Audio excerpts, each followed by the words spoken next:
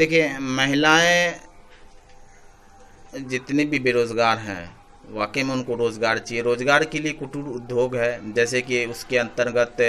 मोमबत्ती बनाना, अगरबत्ती बनाना, पापड़ बनाना, इस तरह का भी व्यवस्था करने का हम सोच रहे हैं। और ज़रूर हम जब प्रतिनिधि के रूप में बन के आएंगे तो महिलाएं जो अपने घरों में बैठ के मोमबत्ती, अगरबत्ती, पापड़ जो भी चीज़ है, इससे घर में बैठ के अपने बच्चों के साथ, अपने फैमिली के साथ बना कर बेहतर पैसा कमा सकते हैं। ऑनलाइन सिस्टम हुआ, जो हर क्लासेज ऑनलाइन की सुविधा हुई, जहां हर लोग को रिचार्ज करा के पैसे खर्च करने पड़ते हैं, जो हर परिवार नहीं कर सकता है, तो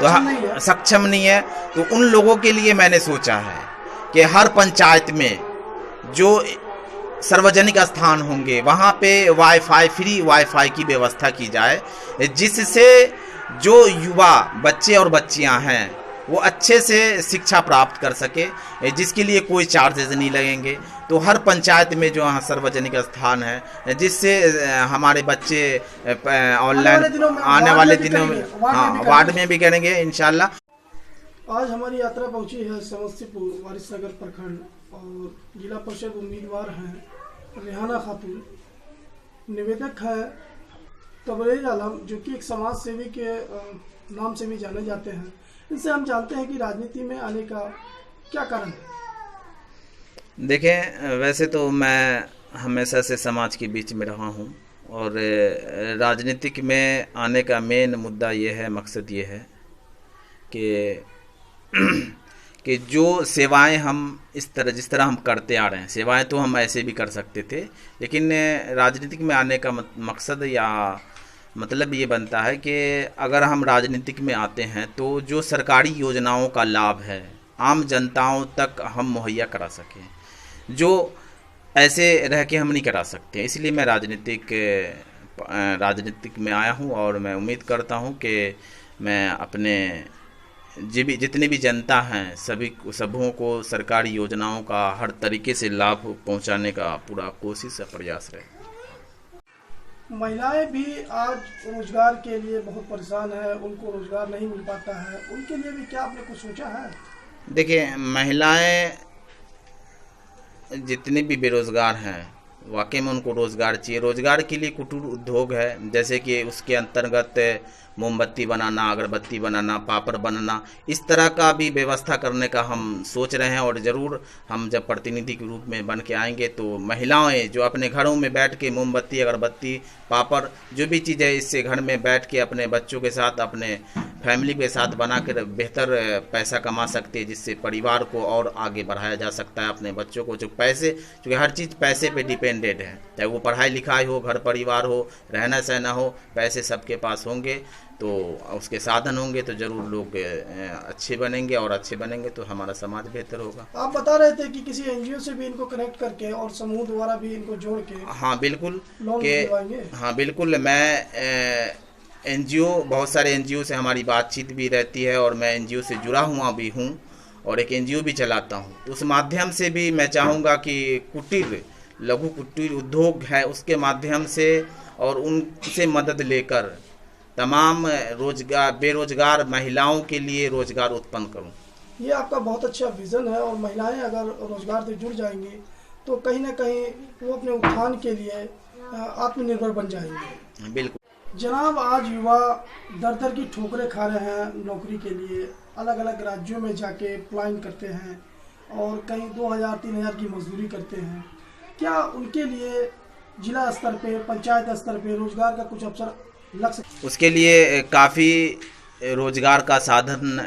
किया जा सकता है, जैसे कि हम ऋण के तौर पे उसको बैंक से लोन फाइनेंस करा के छोटे छोटे बिजनेस या व्यवसाय में उसको डाल के वो बेरोजगारी से दूर होकर, ताकि जो दर बदर की ठोकरें खाते हैं 2000-3000 की नौकरी के लिए शहर दिल्ली पंजाब जाके वो करते हैं, अगर उनकी व्यवस्थाएं यहाँ हो जाएं तो मुझे लगता है अपने परिवार से कोई अलग रहना नहीं चाहता, बस मजबूरी होती है, कुछ वैसा व्यवस्था नहीं है हमारे समाज क्षेत्र में कि वो यहाँ पे उस तरह का काम धाम कर सके जिससे उनका घर परिवार चल सके। इसीलिए मैं उन तमाम नौजवानों को आश्वासन देना चाहता हूँ कि आप हमें सहयोग करें। मैं आप लोगों के लिए रोज़गार उपलब्ध कराऊंगा और आप घर पे और गांव में रह के ही बेहतर सैलरी और बेहतर काम करके अपना परिवार और घर चलाएंगे। ये जो बेरोज़गार युवा पीढ़ी है सभी के लिए रोज़गार के लिए एक टीम मैं बना रहा हूँ, उसके तहत मैं काम करूँगा और तमाम बेरोज़गार नौजवानों को रोज़गारी उपलब्ध कराऊँगा। चूँकि बेरोज़गारी इतनी बढ़ गई है तेज़ी से, जो छोटे छोटे जो किसान मजदूर हैं, इतनी महंगाई है जिसकी बुनियाद पे लोगों का ज़िंदगी व्यतीत करना बिल्कुल पूरी तरह से ख़राब हो चुका है। तो उद्योग मंत्री ज़रूर उन्होंने कहा है कि आप अगर प्रतिनिधि के रूप में आते आपका पूरा सहयोग किया जाएगा और जितना भी बेरोज़गार युवा है सभी के रोज़गार के लिए एक योजना बनाई जाएंगी। आप योजना बना के हमें सबमिट करें, उस आधार पे फिर काम किया जाएगा। प्राथमिकता के आधार पे क्या क्या काम कीजिएगा? देखिए, मूलतः जो समस्या है अपने ग्रामीण में सड़क है, नाला है, बिजली है और किसान के लिए जो नए नए उपकरणों का जो इस वक्त साधन है जिसका हम लोग सही तरीके से उपयोग नहीं कर पाते हैं, तो इसके लिए भी चौपाल लगाया जाए और किसानों को इसके प्रति जागरूक किया जाए कि नए नए उपकरणों का आप यूज़ कैसे करते हैं, उसका इस्तेमाल कैसे करते हैं कि कम वक्त में ज़्यादा उत्पाद कैसे करेंगे। फिर जिस तरह से सड़कें हैं, जो आज भी बहुत ऐसा गांव है, ऐसा मोहल्ला है जहां आज भी सड़क के नाम पर सिर्फ कीचड़ है, नाला है, गंदी पानी है। तो इन चीज़ों को भी मैंने अपने क्षेत्र में जब मैं घूमता हूँ फिरता हूँ तो इन चीज़ों को सबसे ज़्यादा मैं देखता हूँ कि गांव मोहल्ले में सड़क और नाले और गंदगी जो है, जितनी जो नाले की जो बहाव है उसके रखरखाव उतना बेहतर नहीं है। अगर इससे बीमारियां भी फैलती हैं बहुत सारी, तो इसकी व्यवस्था भी हम बहुत जल्द करने वाले हैं कि हर गांव में, हर क्षेत्र में एक बड़े सड़क से हर गांव जुड़ जाए और हर क्षेत्र में जो गंदगी है, नाले की पानी है, उसकी व्यवस्था की जाए और उसको एक ऐसी जगह पे बनाया जाए जहां दूषित पानी और उससे कोई नुकसान समाज को नहीं हो। मैं जनता से कहना चाहता हूं कि और हमारा ड्रीम है कि मैं जब प्रतिनिधि के रूप में बन के आता हूं आपके निर्वाचन क्षेत्र संख्या 33 में, तो मैं 2-3 चीज़ें हैं। पहला तो स्वास्थ्य है, दूसरा शिक्षा है, तीसरा बेरोज़गारी है। ये अहम मुद्दा और इम्पोर्टेंट है। तो शिक्षा के लिए जो आज लूट खटोस मचा है पूरे देश के अंदर, पूरी दुनिया के अंदर, जो गरीब तबके और दबे कुचले मजदूर किसान के बच्चे हैं वो पढ़ाई नहीं कर पाते हैं लूट खटोस के कारण। तो उनके लिए मैं अपने क्षेत्र में एक बेहतरीन स्कूल या संस्था बनाना चाहता हूं जहां हर तबके के गरीब अमीर पिछले दबे कुचले लोग आकर कम से कम पैसों में बेहतर शिक्षा प्राप्त करें। दूसरा, मैं चाहता हूं अगर प्रतिनिधि के रूप में प्रतिनिधि के लोग हमें बनाते हैं, जनता हमें बनाती हैं, तो उनके लिए एक स्वास्थ्य केंद्र का भी व्यवस्था बेहतर रूप से किया जाएगा जहां लोग छोटे छोटे, आज जैसे कि कोरोना काल हुआ, जिस स्थिति में जितने गरीब लोग थे परेशान हुए और पैसे के कारण बहुत सारे गरीब लोग इससे आप अपने जानों से हाथ धोया। तो मैं चाहूँगा उनके लिए स्वास्थ्य की ऐसी व्यवस्थाएं, ऐसी केंद्र, ऐसी संस्था बनाई जाए जहां उनको दर बदर और दूसरे शहर जाने की ज़रूरत नहीं पड़े, अपने ही क्षेत्र में, ग्रामीण क्षेत्र में आए और वहां से स्वास्थ्य कम पैसों में, ज़रूरत पड़े तो मुफ्त में भी उपलब्ध कराया जाएगा। हाँ बिल्कुल, मैं चाहूँगा कि हमारे समाज में अगर डिग्री कॉलेज एक हो जाती हैं तो हमारे जो बच्चे हैं, हमारे जो युवा पीढ़ी है जो दर बदर दूसरे शहर में जाते हैं, इसकी व्यवस्था हो जाए तो मुझे लगता है कि सब यहीं पे रहेंगे और इसके लिए भी मैं काम करूँगा और उम्मीद है कि जनता, शिक्षा मंत्री से भी बात हुई है? हाँ बिल्कुल, जनता का बिल्कुल सहयोग रहा तो अपने क्षेत्र में एक डिग्री कॉलेज की स्थापना बहुत ही जल्द करूँगा। इसके लिए मैं आगे लोगों को अपना कई आवेदन दे चुका हूं और लोगों से बातचीत भी हुई है हमारी। उन्होंने आश्वासन दिया है कि जल्द ही इस चीज़ को पूरा किया जाएगा। जी, उनसे हमारी बातचीत हुई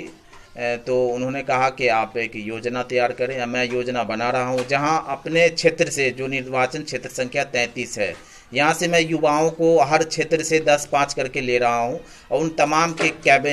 कमेटी बनेगी जिसके बीच में एक किसके यहाँ क्या कमी बेसी है सबको एक नोट किया जाएगा और उस आधार पे जो चीज़ सबसे ज़्यादा ज़रूरी है उस पर गौर व फिक्र करने के बाद उस योजना को लोगों तक किया जाएगा। मैं इस तरह का योजना बना रहा हूँ और ज़रूर जब मैं प्रतिनिधि के रूप में आऊँगा तो मैं जो योजना बना है जितने भी क्षेत्र के लोग हैं सबसे 10 मतलब डिग्री कॉलेज का आप निर्माण कराएंगे कुल हाँ मिला के ये बिल्कुल कहना चाह बिल्कुल, रहे हैं। हाँ बिल्कुल कराएंगे। तो डिग्री कॉलेज बनने से तो बच्चियों को, जो लड़कियां हैं, उनको बहुत आसानी होगा शिक्षा लेने में। हाँ बिल्कुल, जो क्योंकि आज बहुत जगह उनको जाने में ये परेशानी भी होती है, कमेंट वगैरह भी सुनने को मिलता है। बिल्कुल, क्योंकि ख़ासतौर पे लड़कियों के लिए काफ़ी दिक्कतें आती हैं कि बाहर जब जाती हैं, ट्रैवलिंग है, बस है, टेम्पू है, पैदल हैं, जाती हैं तो लड़के चिटकियाड़ियाँ पाड़ते हैं, कुछ गलत सलत भी बोलते हैं। तो इन चीज़ों को देखते हुए भी डिग्री कॉलेज होना यहाँ सबसे ज़्यादा ज़रूरी है, ख़ासतौर पे लड़कियों के लिए, ताकि जो बाहर जाने में दिक्कत परेशानी होते, यातायात का साधन हो, फाइनेंशियल प्रॉब्लम्स आती हैं आने जाने में, उनसे भी लोग बचेंगे इन चीज़ जब हम डिग्री कॉलेज यहाँ पे हम स्थापना कराते हैं। एक और चीज़ है, जिस तरह आज जब कोरोना काल आया हमारे बीच में, तो जो स्कूल कॉलेज थे जिसमें पढ़ाई काफ़ी प्रभावित हुए, बाधित हुई, तो उसको देखते हुए आजकल ऑनलाइन सिस्टम हुआ, जो हर क्लासेज ऑनलाइन की सुविधा हुई, जहां हर लोग को रिचार्ज करा के पैसे खर्च करने पड़ते हैं, जो हर परिवार नहीं कर सकता है, तो सक्षम नहीं है। तो उन लोगों के लिए मैंने सोचा है कि हर पंचायत में जो सार्वजनिक स्थान होंगे वहाँ पे वाईफाई, फ्री वाईफाई की व्यवस्था की जाए, जिससे जो युवा बच्चे और बच्चियाँ हैं वो अच्छे से शिक्षा प्राप्त कर सके, जिसके लिए कोई चार्जेस नहीं लगेंगे। तो हर पंचायत में जो सार्वजनिक स्थान है, जिससे हमारे बच्चे ऑनलाइन आने वाले दिनों में हाँ वार्ड में भी करेंगे इंशाल्लाह। और धीरे धीरे जो है अपने पंचायत में, और पहले तो पंचायत में जो 2-3 जगह हैं जहाँ इम्पोर्टेंट होगी, जहाँ आबादी है, सार्वजनिक स्थान है, वहाँ पे वाईफाई की फ्री व्यवस्था की जाएगी, जिनसे बच्चियों को पढ़ने में सुविधाएं होंगी, और जिससे जब पढ़ेंगे लिखेंगे तभी बढ़ेगा इंडिया, विकास होगा, तभी विकास होगा, सीधा सा बात। आप अपनी जनता से क्या अपील करना चाहते हैं? मैं अपने तमाम निर्वाचन क्षेत्र संख्या 33 के जनताओं से अपील करना चाहता हूं कि 2021 में आप सभी मतदाता माँ, बहन, भाई, दादा, चाचा से सबसे गुजारिश, अनुरोध, रिक्वेस्ट करना चाहता हूं कि इस बार रेल इंजन छाप के 7वें क्रमांक पर बटन दबाकर हमें भारी मतों से विजय बनाए, और हमने जितने भी वादे किए हैं आपसे उसे ज़मीन पर उतार के रहूँगा। इसके लिए हमें जहां और जिस जगह जानी पड़ेगी मैं आपके लिए जाऊंगा, और हमेशा आपके लिए 24 घंटा जिला मुख्यालय में उपलब्ध रहूँगा।